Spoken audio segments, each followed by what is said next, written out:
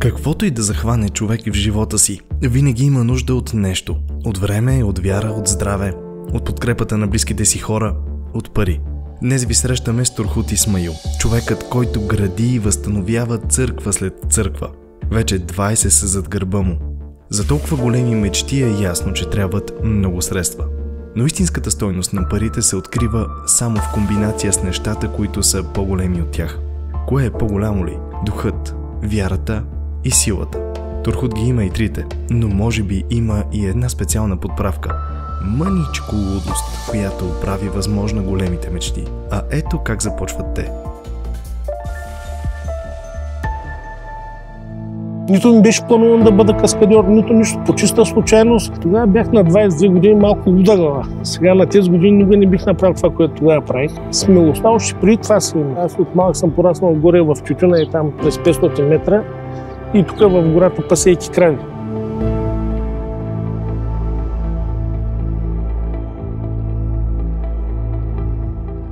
Това е Лос Бординес, един мотоспектакъл, който започва с една стара традиционна част, фунамбулизъм му се казва, ходене по лъжет. Там е интересно, че не е като в някои циркови представления 5 метра направо и отдолу с предпазни мрежи, ако падне да падне. Там паднеш ли умираш. Там падаш на площада върху почките и падаш от 40 метра.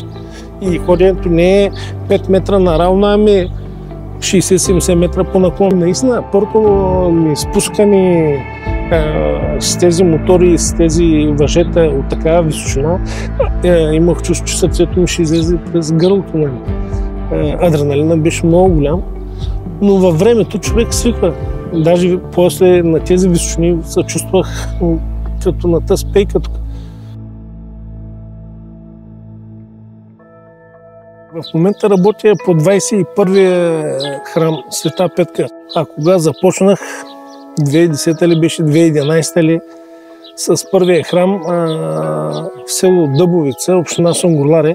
Мой приятел ми потвърли като идея строиш, пък били се включил в строителството на един храм в Балкана, близо до Котел. Уникално село, уникална архитектура, суха каменна здария, градешки камък цялото село, съответно и храма трябва да бъде в стила на селото. И за мен наистина беше предизвикателство, защото до тогава църква не бях строил и просто от любопитство и предизвикателство приех. От 2011 така чак до сега. Само че между 2011 и втория храм имаш така известна пауза. Тази църква, в която сме в двора, е проекта на живота ми, така да се каже, защото едно е да построиш ново на голо поле църква, друго е да върнеш към нов живот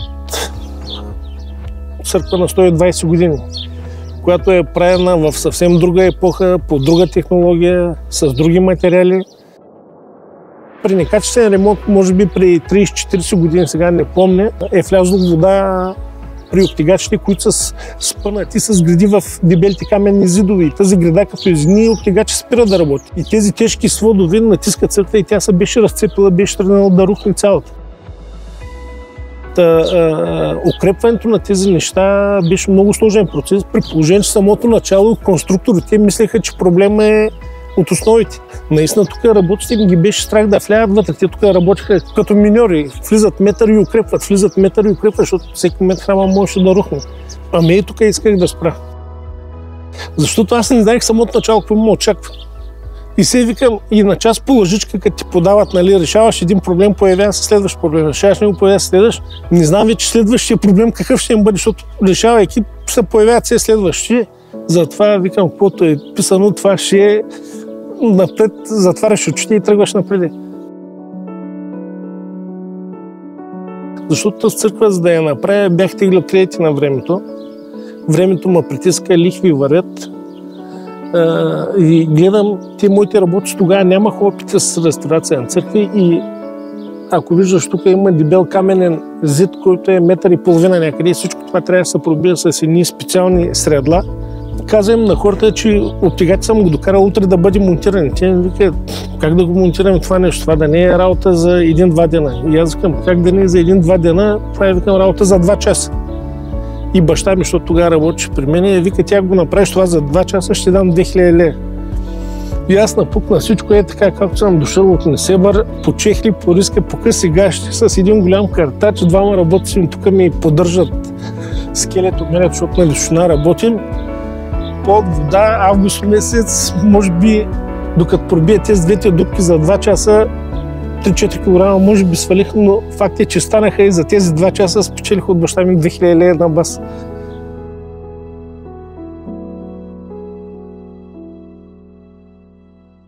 Тук в реставрацията на стари храмове не знаеш следващия ден какво ще ти поднесе като изненада. Не е като да правиш някой нов храм, където четеш проекта и знаеш следващия ден какво те очаква. Тук не знаеш следващия ден какво те очаква.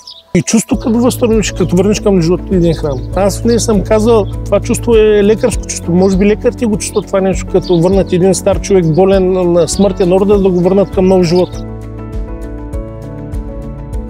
Църквата грохнала, кози магарите тук в двора, разградено, нямаше ни ограни нищо. Тези тук всички къщи, които в момента се реставрират, бяха на същото положение. Ни улици, ни нищо. Сложихме църквата, възстанови се, направи се улиците. От общината веднага улиците. Хората взеха да се стягат къщите, защото покрай тази църква, с къща отзади, ако досега е струвал до тогава 10 000 лея, вече с такава църква до нея, тя вече тук 40-50 000 лея. И след година, като го видиш, че вече храма всичко е изографисан, осветен, владиката тук, хората тук, всички щастливи и доволни, наистина ти казвам, чувството е съвсем друго.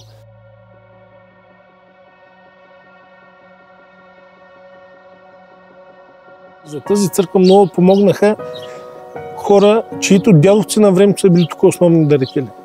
Някои с мозайки, други с църковно отвър, трети с дръвчета по градинките, кой с което може, нали? Някой, който само да окуси градинката, пак е нещо.